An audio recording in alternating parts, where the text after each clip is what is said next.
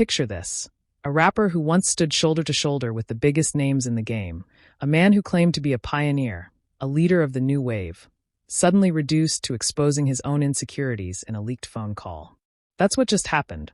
Young Thug, who once called himself an innovator, just embarrassed himself in a way that even his worst critics couldn't have scripted. We're talking about a rant so desperate, so hypocritical, that it doesn't just reveal cracks in his own image. It shatters it completely. And the wildest part?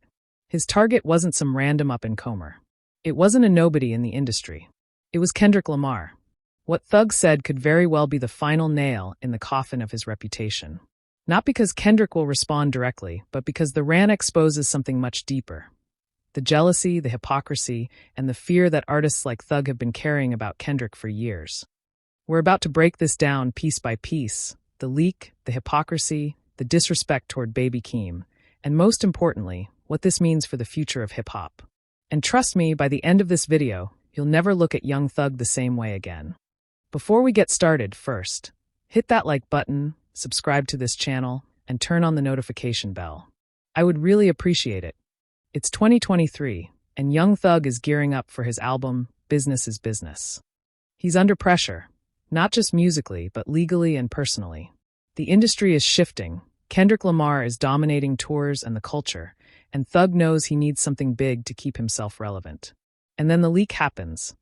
In this phone call, Young Thug lets his frustrations pour out. What was supposed to be private ended up being the most public self-destruction of his career.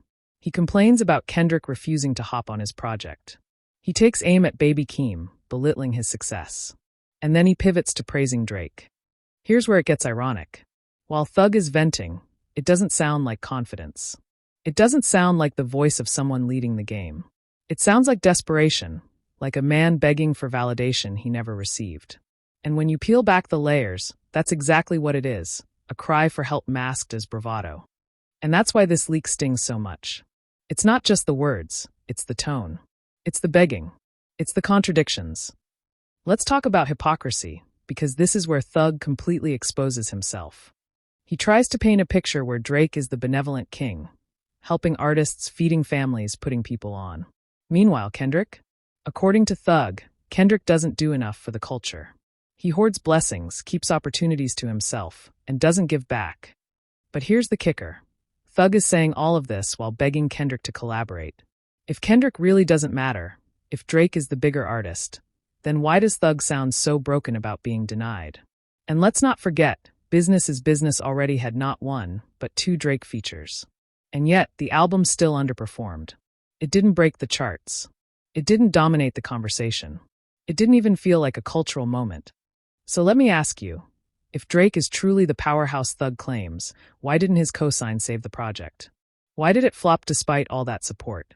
The answer is simple, because authenticity can't be manufactured. And that's what Kendrick has, and what Thug desperately wanted to borrow. But Thug didn't stop there. He dragged Baby Keem into the mess. Baby Keem is not some random name you can casually dismiss. He's a Grammy-winning artist, the mastermind behind the melodic blue, and a key part of Kendrick's creative circle.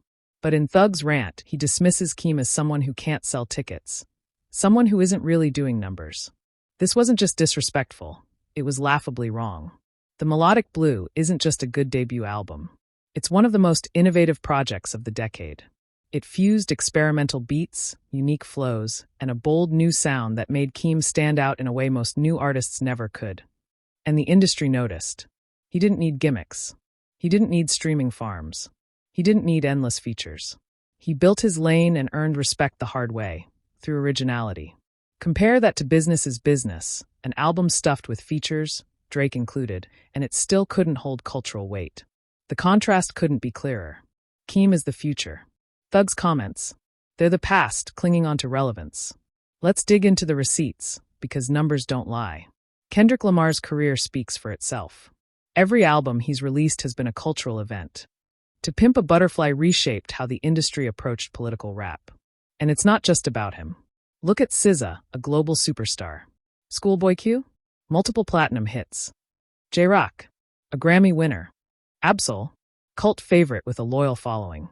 All of them rose on the back of a movement Kendrick was at the center of.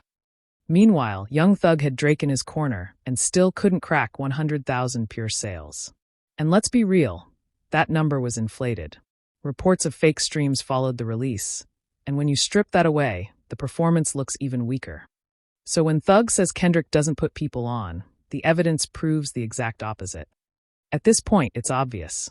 Thug's rant wasn't about Kendrick being selfish. It was about Thug being insecure. Think about it.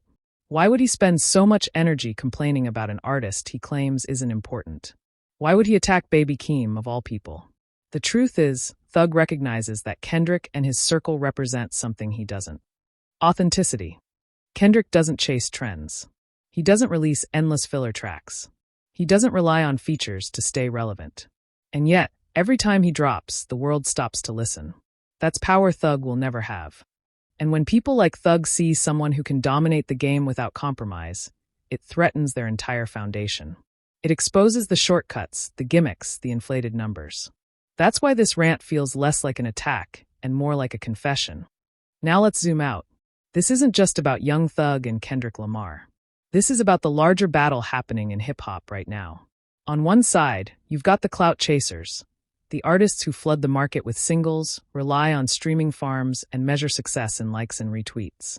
On the other, you've got the purists, the artists who care about craft, about pushing boundaries, about telling stories that matter. Thug's rant proves exactly which side he's on. And it also proves why Kendrick has always been necessary for the culture. Without him, hip-hop risks becoming shallow, repetitive, and disposable. Kendrick represents the balance. The reminder that this genre is about more than just chasing bags and clout. That's why his absence on Thug's album hurt so much.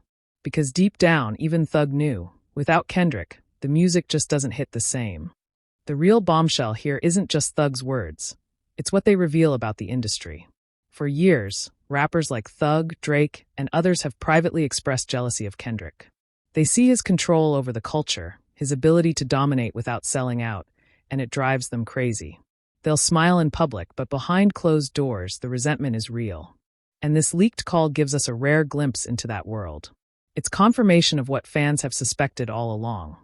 That Kendrick's very existence makes these artists uncomfortable. He doesn't play their game, and yet he keeps winning. That's why Thug tried to tear him down. But in doing so, he exposed the entire house of cards propping up this so-called wave of artists. So the big question, what now? Kendrick is known for staying silent until the perfect moment. He doesn't waste words. He doesn't respond to every slight. But when he does respond, he makes history. Think about Control. Think about The Heart Part 5. Think about Not Like Us. These weren't just diss tracks, they were cultural resets. Songs that shifted the direction of hip-hop overnight. So if Kendrick chooses to respond to this leak, whether in a verse, a feature, or even a subtle jab, it won't just be a clapback. It'll be another seismic shift in the culture. And that's what has Thug and others so afraid. Because they know when Kendrick speaks, the world listens. At the end of the day, this leaked rant tells us everything we need to know. Young Thug, once seen as a leader of the new generation, is now reduced to begging for validation from an artist he claims isn't important. He tried to downplay Kendrick's influence while admitting he needed it. He tried to belittle Baby Keem while ignoring the fact that Keem already represents the future. And he tried to glorify Drake as the savior, even though Drake's cosign couldn't save his album. This wasn't a diss. This was desperation. This was a man realizing, maybe for the first time, that his lane isn't as secure as he thought. And that's why this moment matters. Because while Thug is busy exposing his insecurities, Kendrick is busy shaping the future of hip-hop. He doesn't need gimmicks. He doesn't need validation. He just needs a beat, a mic, and his vision. So now I'll throw it to you. If you were Kendrick, would you have jumped on business as business? Do you think Thug's comments hold any real weight? Or is this just another reminder of why Kendrick Lamar stands alone? Drop your answers in the comments. Remember to like, subscribe, and stay tuned. Thanks for watching. And as always, stay active.